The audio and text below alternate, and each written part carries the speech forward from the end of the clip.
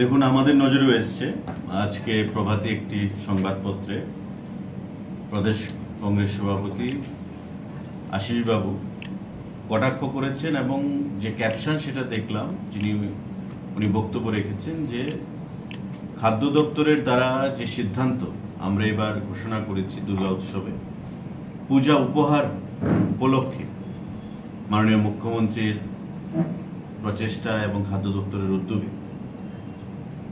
1 KG করে চিনি, 2 KG করে ময়দা এবং 500 গ্রাম সুজি বিনামূল্যে প্রদান করা হবে রাজ্যবাসীকে দুর্গা উৎসবের উপহার হিসাবে।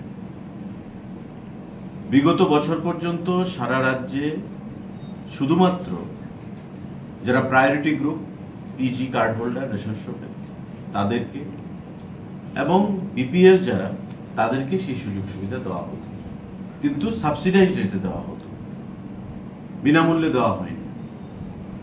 কিন্তু এপিএলদেরকে সেটা প্রদান করা হতো।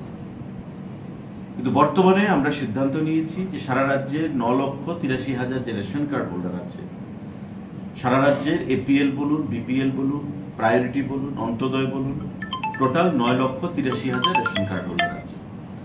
প্রতিটা পরিবারকে আমরা 2 কেজি ময়দা, 1 কেজি চিনি এবং 500 গ্রাম সুজি আমরা প্রদান করব এবং সেটা বিনামূল্যে প্রদান করা হবে।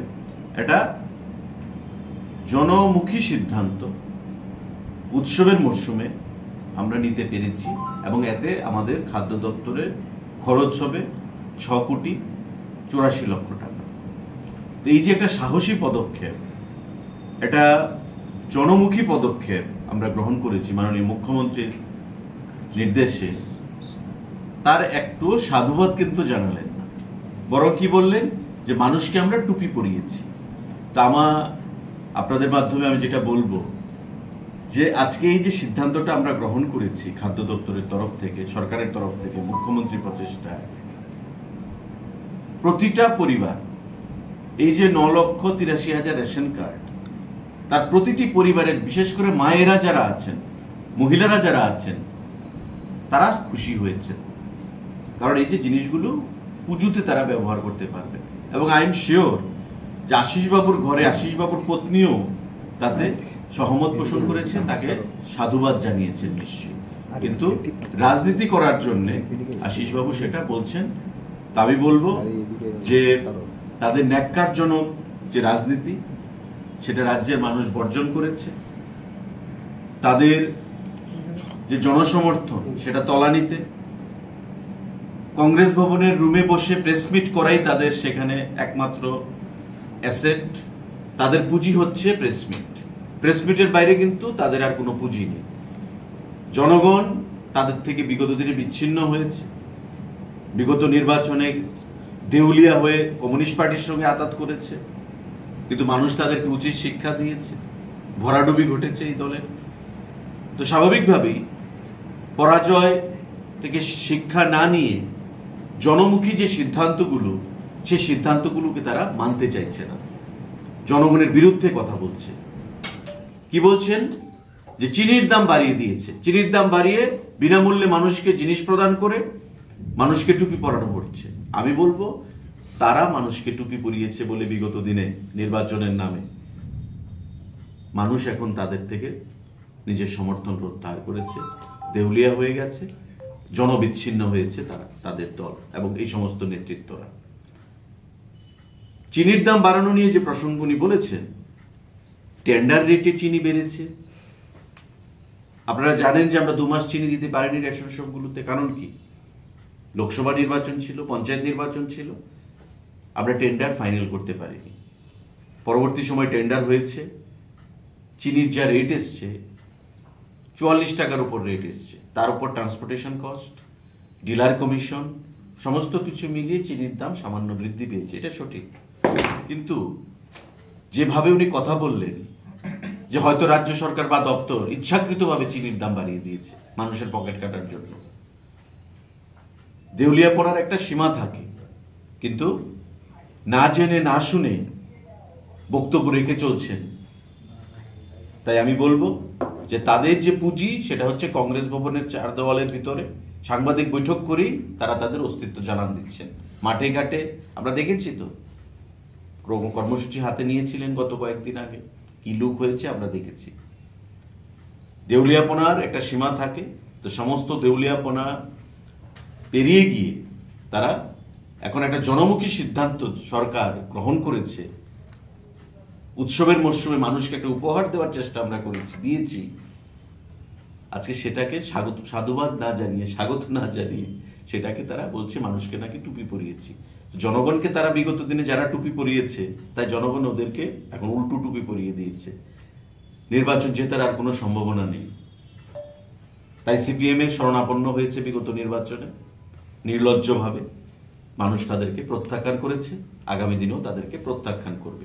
তাই আমি আপনাদের মাধ্যমে আবারও মাননীয় মুখ্যমন্ত্রীকে সাধুবাদ জানাবো, ধন্যবাদ জানাবো, সরকারকে, ক্যাবিনেটকে ধন্যবাদ জানাবো, এবং খাদ্য দপ্তরের তরফে যে বলিষ্ঠ সিদ্ধান্ত আমরা নিতে পেরেছি, আমাদের মানসিকতা আছে বলে আমরা সেই সিদ্ধান্ত নিতে পেরেছি।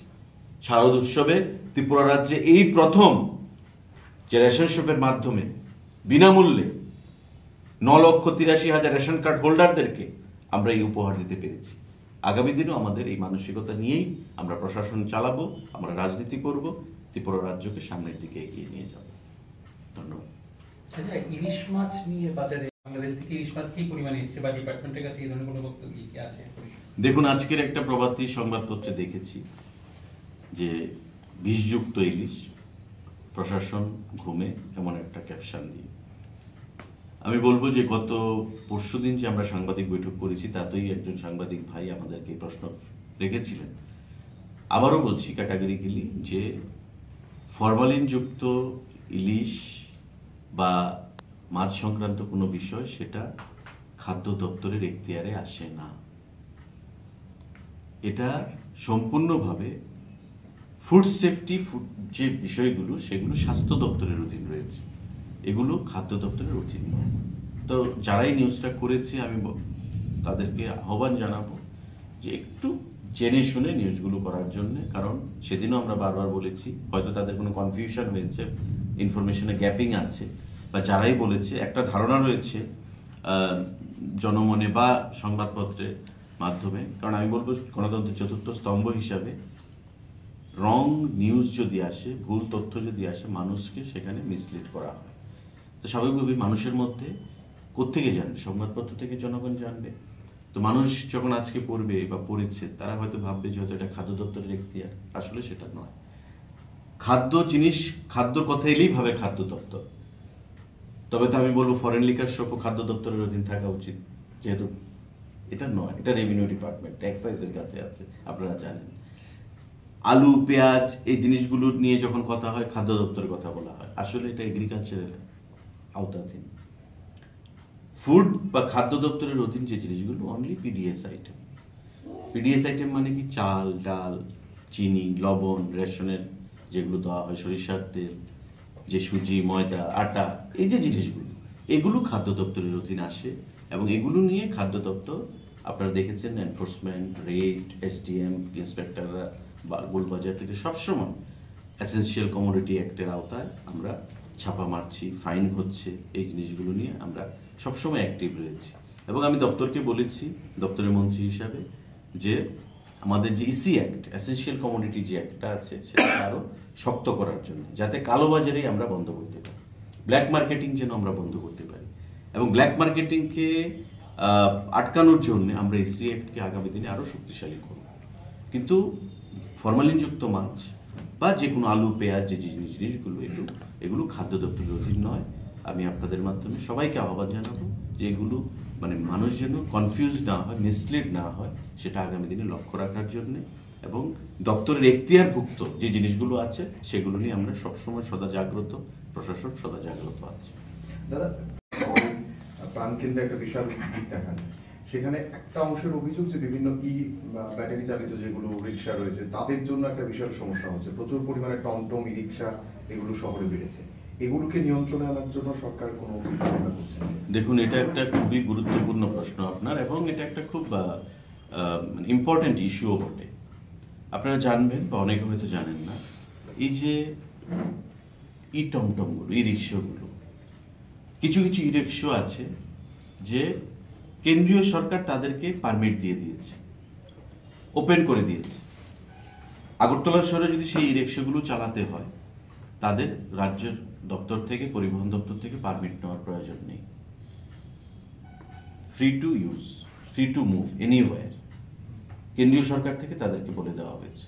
এখন আমি সাংবাদিক বন্ধুদের সামনে আমরা কোম্পানির নাম আর বলছি না, কিন্তু এমন আপনারা খোঁজ নিয়ে দেখবেন যে অনেক ই রিক্সা রয়েছে যেগুলো পারমিটের প্রয়োজন নেই, কেন্দ্রীয় সরকার থেকে তাদেরকে ছাড় দিয়ে দেওয়া হয়েছে। আমাদের এখানে তাদের রেজিস্ট্রেশন করতে হবে, নাম নথিভুক্ত করতে হবে। তার বাইরে আগরতলা শহর যানজট বরাবর, কারণ যানবাহনের সংখ্যা অনেক বৃদ্ধি পেয়েছে, মানুষের সংখ্যা বৃদ্ধি পেয়েছে, বাড়িঘরের সংখ্যা বৃদ্ধি পেয়েছে, কিন্তু রাস্তা কিন্তু বড় হচ্ছে না।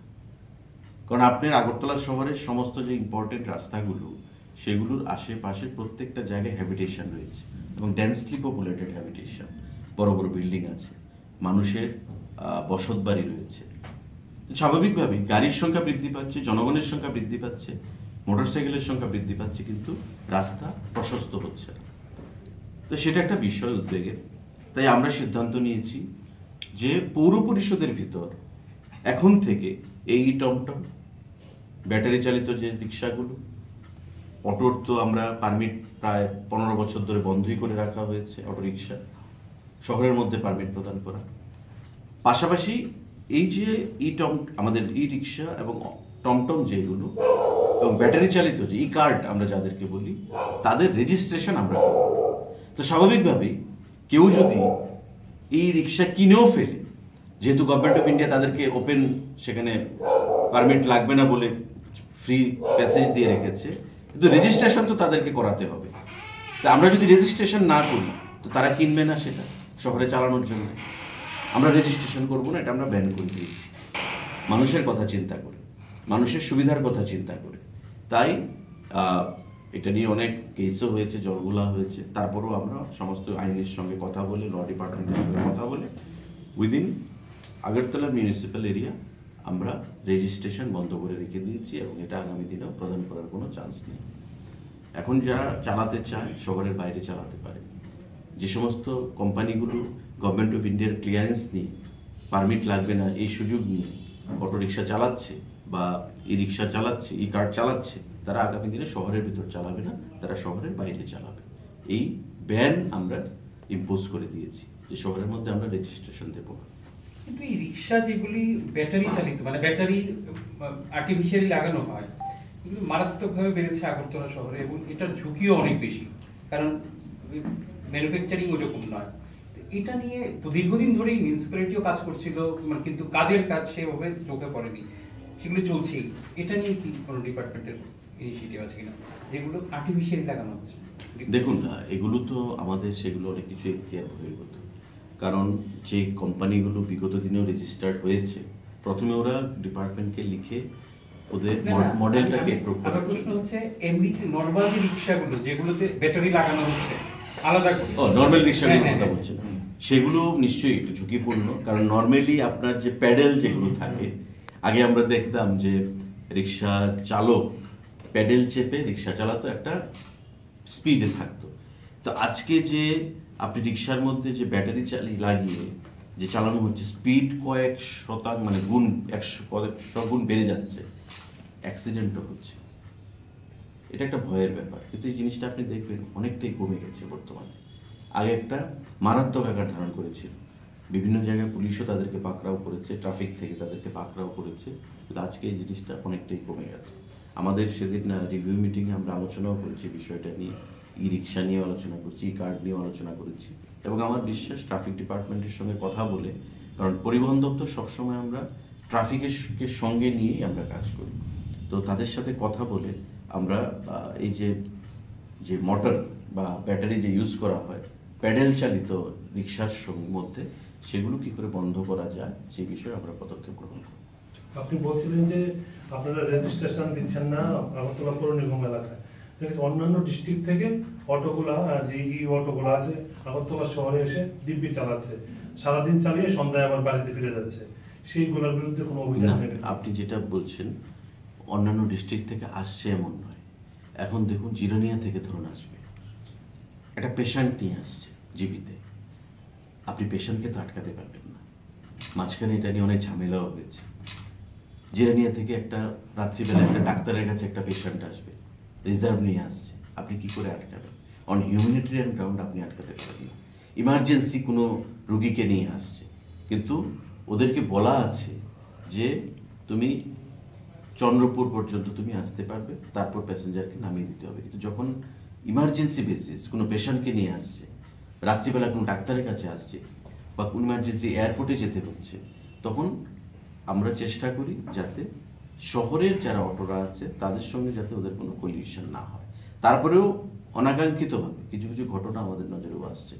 তো সেগুলো এখন যদি আমরা ধরুন বেশি স্ট্রিক্ট ভাবে যদি প্রশাসন এগুলিকে ডিল করতে চায়, তবে তার আরেকটা রিয়েকশন কি আসবে, যে গরিবের পেটে আমরা লাথি মারছি, সরকার গরিবের পেটে লাথি দিচ্ছে।